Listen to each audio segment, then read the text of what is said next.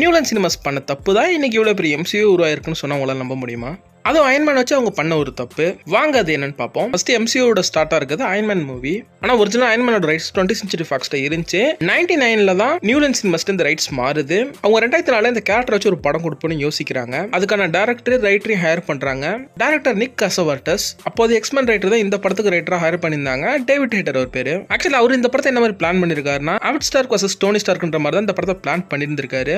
வார் machine ஆர்மரை Howard take over பண்ற மாதிரியும் அவர் தான் இந்த படத்தோட மெயின் ஆன்டகனிஸ்டாவும் பிளான் பண்ணியிருக்காங்க. டோனி ரோடி ஹெல்ப்பரா இருந்து அயன்மேன் ஆர்மர் ரெடி பண்ற மாதிரி ஒரு ஐடியா இருந்திருக்கு. ஆனா ஃபாதர் வர்சஸ் சன்ன்ற கான்செப்ட் அந்த சமயத்துல எரிக் பேனரோட ஹல்க் படத்துல வந்துட்டதுனால இந்த கான்செப்ட் வேணான்ற முடிவில் இருந்திருக்காங்க. அதே சமயத்துல ப்ரொடக்ஷனுமே ரொம்பவே ஸ்லோவா இருந்திருக்கு. காரணம் நியூ லைன் சினிமாஸோட சிஓ ஆன பாப் சைஸும் நியூ லைன் சினிமாஸோட எக்ஸிக்யூட்டிவ்ஸும் இந்த அயன்மேன் கேரக்டர் சூப்பர் ஹீரோவா ஒர்க் ஆகுமா, எந்த ஒரு சயின்டிபிக் விதத்திலுமே இந்த ஆர்மர் பொருந்தி போகல.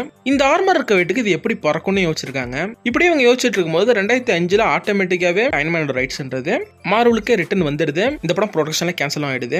இதே அயன்மேன் கேரக்டர் வச்சு தான் கெவின் ஃபீஜி 2008 படம் கொடுத்து ஹிட் அடிச்சு இன்னைக்கு எம்சியூ உருவாக்கி இருக்காரு. எனக்கு தெரிஞ்ச எம்சியூல அயன்மேனுக்கு தான் ஃபேன்ஸ் அதிகம். மார்வலோட ஃபேஸா வேணா ஸ்பைடர்மேன் இருக்கலாம், ஆனா எம்சியோட ஃபேஸ் அயன்மேன் தான். அப்போ நியூ லைன் சினிமாஸ் இந்த அளவுக்கு அறிவு இல்லாம இந்த கேரக்டர் விட்டுட்டாங்க. அயன்மேன்றது ஒரு சயின்ஸ் ஃபிக்ஷன் கேரக்டர், அதுக்கு என்ன லாஜிக் தேவைன்னு எனக்கு புரியல.